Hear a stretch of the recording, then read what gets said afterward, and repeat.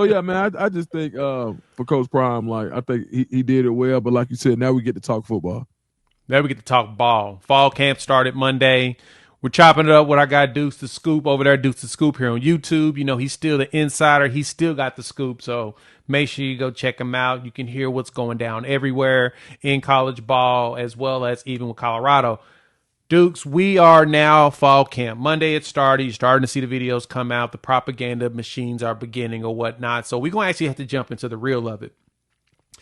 I want to talk the coaching staff. As you all know, new coaches came out. I dropped a video, yesterday of introducing the coaching staff, just so people are acclimated with the new faces, right? You got Coach Pecco. You've got, let me see who adds to the list, Gunnar White, Coach White, who's a new offensive line coach, in which I thought that was a fascinating story. He came with Coach Prime from Jackson State. Like, Prime lives exactly what he said he wants to do. He wants to elevate people regardless. And so he's bringing people that show hard work. He is elevating them. Got appreciation for that. Marshall Faulk with the running game. You got him in running backs. Warren Sapp's getting a bigger role this year. Coach Pollock has got a bigger role now as a special teams coordinator. So, Dukes, I want to ask you, now that we're going into this new year, which coach do you feel like needs to have a jump from their room going into this season? Man, I think you got to get a jump from Coach Gunnar White in the offensive line.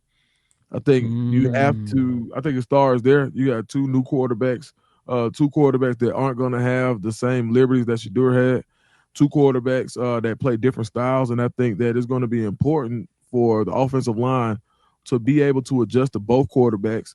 Also, be able to roll grade from going to primarily pass setting last year to get down to more of a pin your ears back and go find somebody and hit somebody. I think it's a little bit different, and you didn't do a ton of that last year. And I think even more importantly, finding the 5 or finding the 7 that work, finding the 5 and the other 2. And once you got your 7, you could play. But I think understanding who those guys are. So, yeah, when you got a ton of talent, you got a ton of production, you got guys who may not have the production, but they have the pedigree, they have the size, they have the athleticism. That's a very interesting mix. And the only real lock I would say would be Jordan Seaton. And then after him, I would probably go Xavier Hill.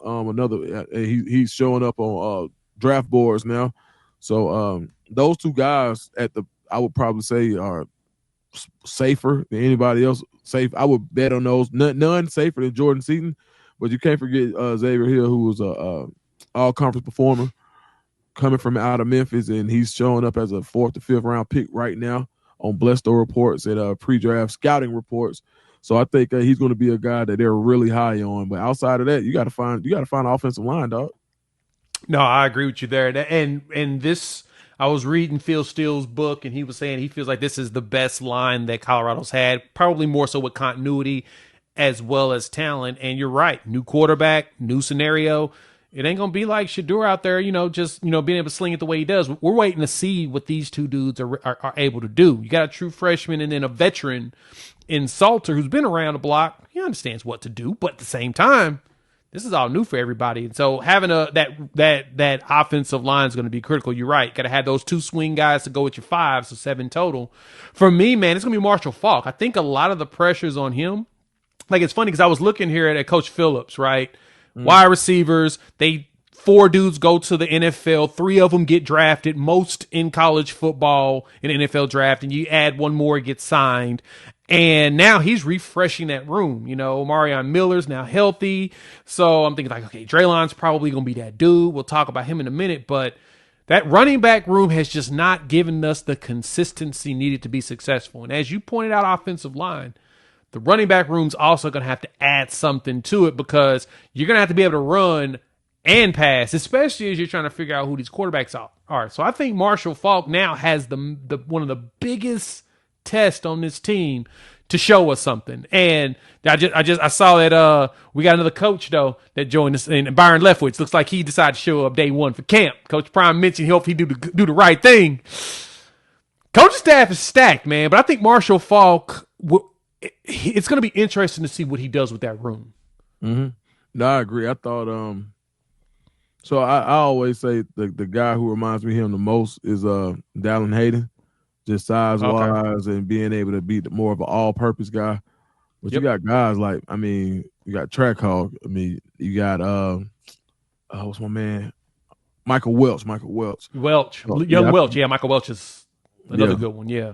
yeah, man. He said he's like tackling a ball of knives. So I just think you got so many options, and I think you just got to find that right tempo, that right pace. And I think you're gonna Hmm. play. I think they play 4 running backs this year. I think all 4 get meaningful touches. I just don't know who goes out there first. And I think they're gonna go with the hot hand until someone proves themselves to be a step ahead, a notch above everyone else. So, like you said, figuring out that running back room is gonna be important because I know they want to run the ball, and I know the goal is to have fresh legs in the fourth quarter. And I don't think one man can do it on their own.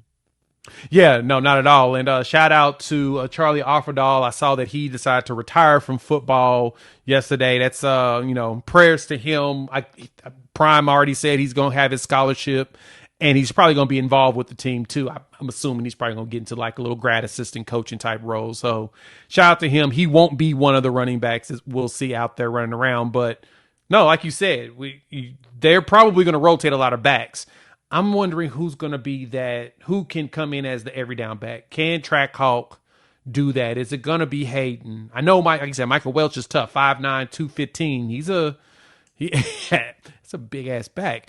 So, of course, he's going to be a challenge, but who's going to be the one that's going to be trotted out first? I'm still leaning more Hayden, but man, I wouldn't be surprised if Track Hawk takes that from him. Yeah, I mean, I think it's just hard to say, right? I think It depending on the is. scheme, when you talk about being able to run between the tackles, that's where I have a little pause about Track Hawk just based on size alone. Mm-hmm. Uh, but I just think as far as if you want to roll somebody out there that doesn't give a key to anything you want to do, if you see Michael Welch, you're probably thinking run between the tackles. Yep. You see Dallin Hayden, you can run outside zone, inside zone. You can throw the ball to him. He can pass protect. I think he's the guy who really encompasses the strengths of all the other running backs in the room. So I think he's probably your all-purpose guy. But depending on the scheme, if you want to run some outside zone, you got to go track hawk, somebody who can you can get into space and who's going to make somebody miss and have a chance to hit their head on the goalpost from a long way out.